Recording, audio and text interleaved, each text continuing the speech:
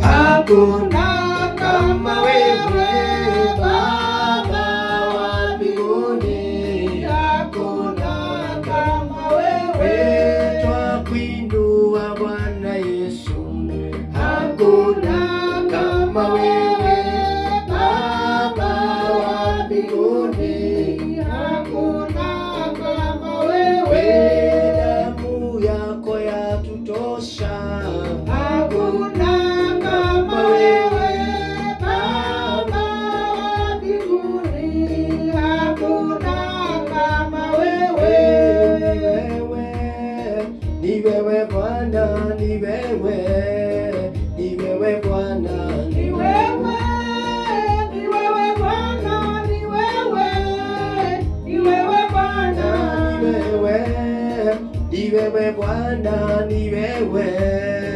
Twakuinua, ni wewe, ni wewe Bwana, ni wewe, ni wewe Bwana, ni wewe, ni wewe Bwana, ni wewe, ni wewe Bwana, ni wewe, ni wewe Bwana, ni wewe, ni wewe Bwana.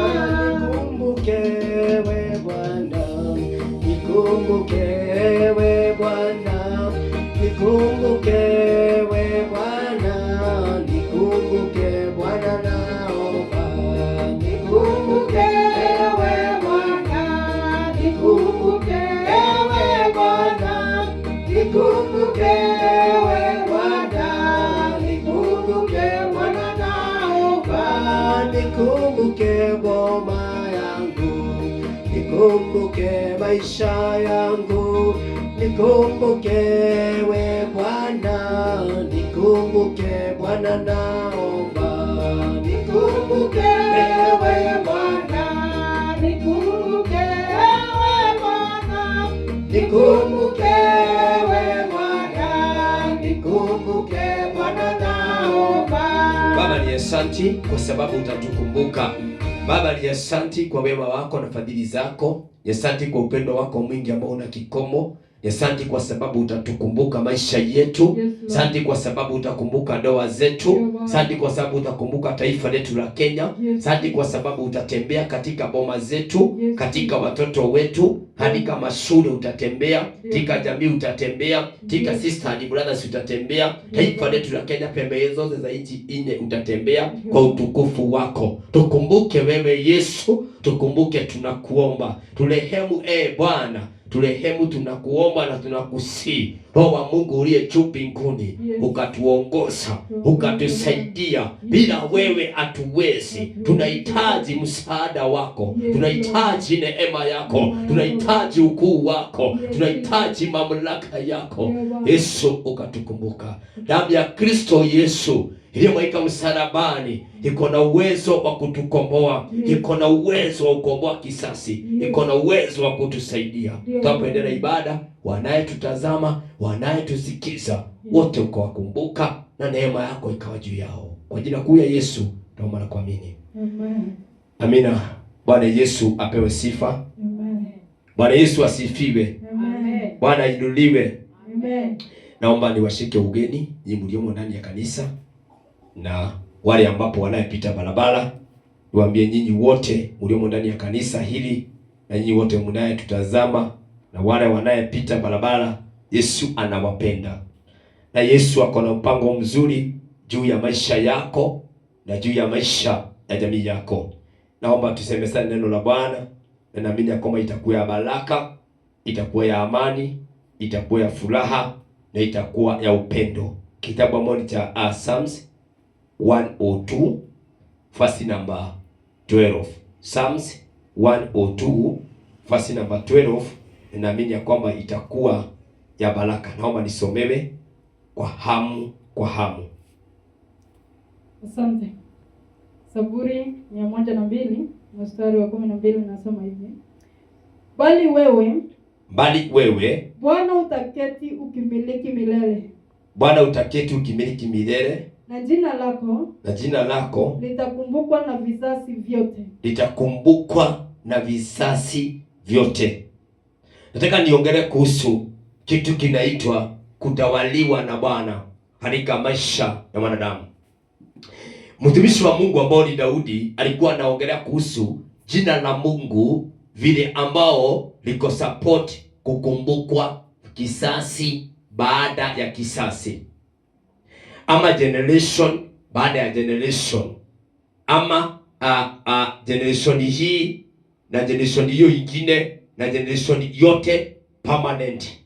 Maandiko haya inaongelea kuhusu wale watu ambapo wanayeamini Mungu. Unajua kuna vile mtu anaweza amini Mungu na kisha amini Mungu baada ya siku zake kufika na akaondoka katika ulimwengu huu, akaweza kulala na akaenda ulimwengu mwingine ambao Bwana Yesu alienda kutuandalia mahali ambapo ni pakuishi. Ikawa ya kwamba hiyo ibada ama hiyo huduma imefika mahali pale. Sasa Yesu akiongelea hapa, alikuwa anasema kwamba Daudi akiongelea hapa alikuwa anaongelea kuhusu Mungu ambao ako support kuimidiwa kisasi baada ya kisasi. Nataka kusema nini? Nataka kusema kisasi ambao ni kisasi baada ya kisasi, permanent generation, permanent kisasi. Kuna vile ambapo wewe kama wewe ni mchungaji, kama wewe ni mzazi, unachukua wa familia yako unaitengenezea permanent kisasi, unaitengenezea permanent kuabudu Mungu ambapo aliye hai. Na kuna wengine wanatengenezea watu kisasi cha kuabudu miungu zingine.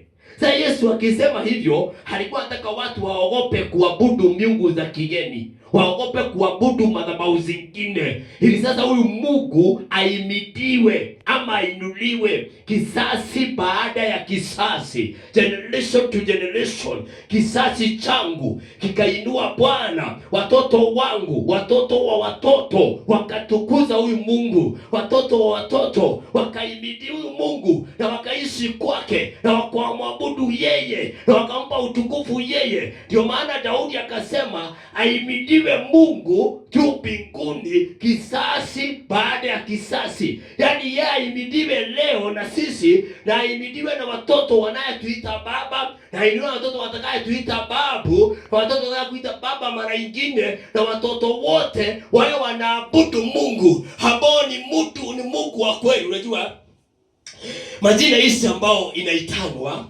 huwa ni za muda, huwa ni za muda, huwa ni za wakati, lakini kuna jina ambapo ya huyu Mungu anaimidiwa milele.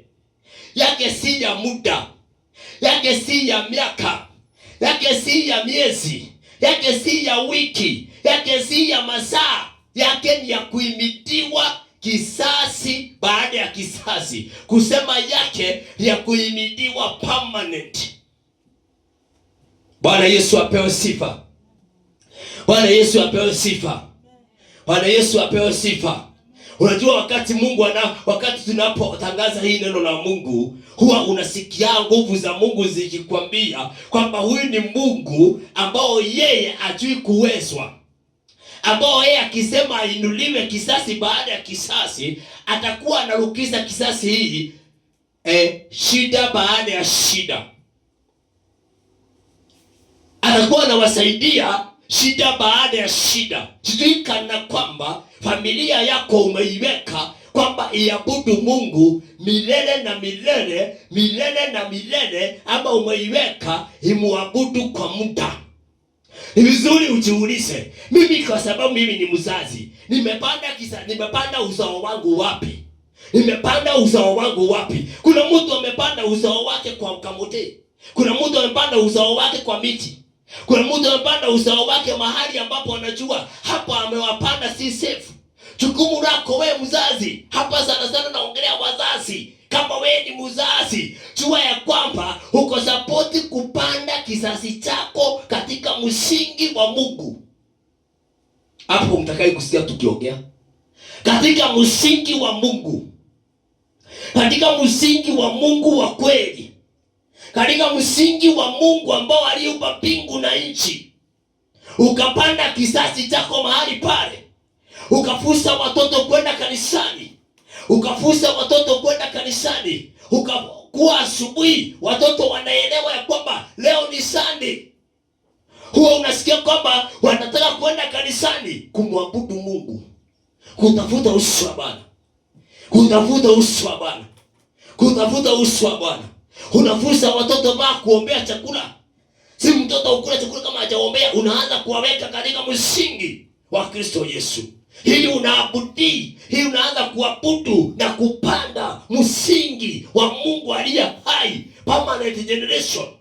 Na huyo Mungu anainuliwa ndani ya mtoto, anainuliwa ndani ya huyo bwana yako, anainuliwa ndani ya huyo mke wako, anainuliwa kwa kile uko nacho. Zile vitu uko nacho ziko support kuinua Bwana, ziko support kupea Bwana utukufu. Na ndio Daudi akasema ahimidiwe huyu Mungu kisasi baada ya kisasi, generation baada ya generation. Huyu Mungu wetu ainuliwe, huyu Mungu wetu apewe heshima, huyu Mungu ambao hajui kuwezwa apewe heshima, ainuliwe, atukuzwe kisasi baada ya kisasi, ainuliwe kwetu. Tutakapokuwa wazee wenye mgogojo, tutakapokuwa wazee wenye kuinama, tutakapokuwa wazee wenye ambao tunaonekana hatuna maana, Yesu atakuwa ameinuliwa juu ya maisha yetu. Yesu atakuwa ameinuliwa juu ya maisha yetu. Yesu atakuwa anatawala juu ya maisha yetu. Wakati watu watakuwa wametuacha, bado tutakuwa Yesu ameinuliwa ndani ya maisha yetu. Kumbuka my sister, my brother,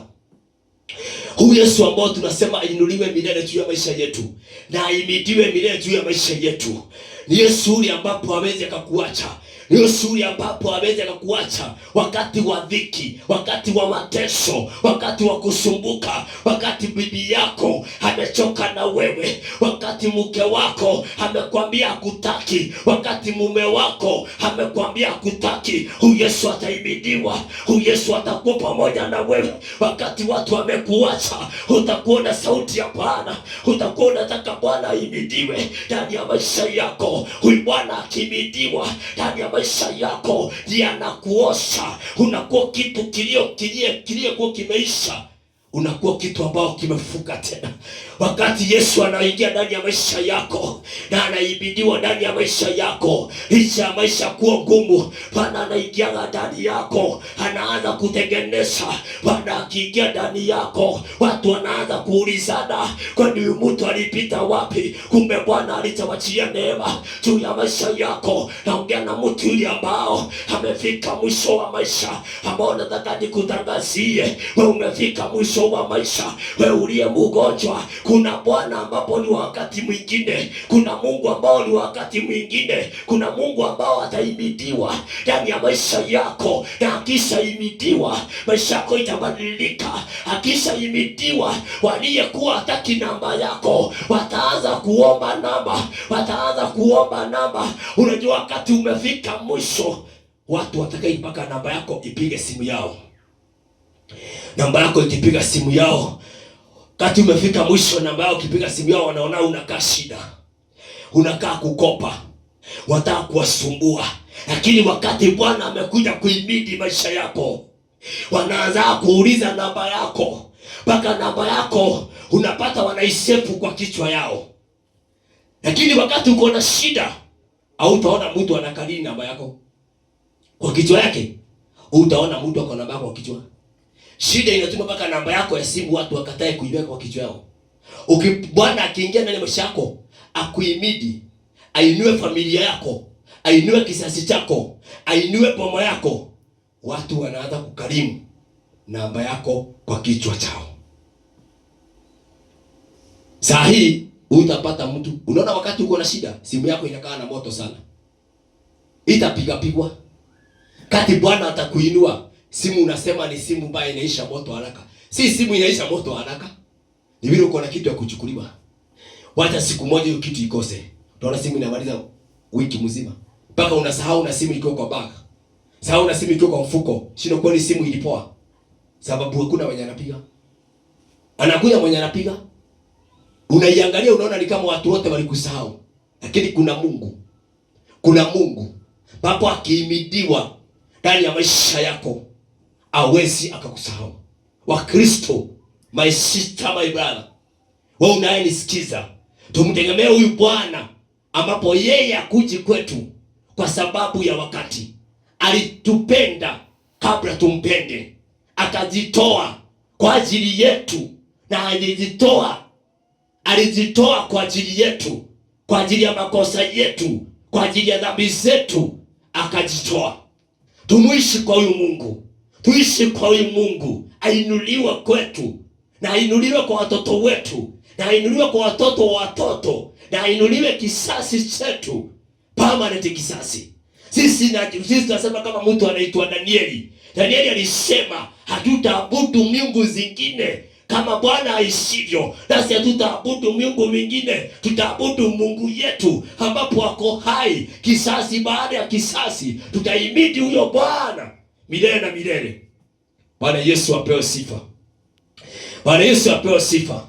Hakuna kitu cha dhamana kama hiyo ya kuabudu Mungu wa kweli. Wacha Mungu amani awabariki na awatende mema. Mungu anapohimidiwa ndani ya maisha yenu, ndani ya watoto wenu, ndani ya familia yenu, ndani ya watoto wenu na familia yenu na nyumba zenu, zikatukuza huyu Yesu na zikainua huyu Bwana. Bwana ni asante kwa sababu hiyo neno. Hata hiyo neno ikatimia ndani ya maisha yetu, ikatimia ndani ya vizazi zetu, ikatimia ndani ya watoto wetu na jamii zetu, kwa ajili ya utukufu wako na kwa ajili ya wema wako, na wewe ukahimidiwa na ukapewa heshima na ukatukuzwa. Kwa jina kuu la Yesu tuomba na kuamini.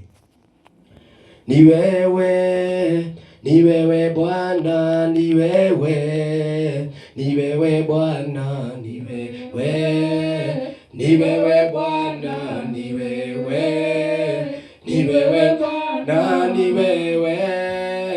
ni wewe Bwana, ni wewe, sina mwingine, ni wewe Bwana, ni wewe Bwana, ni wewe Bwana, ni wewe Bwana, ni wewe Bwana,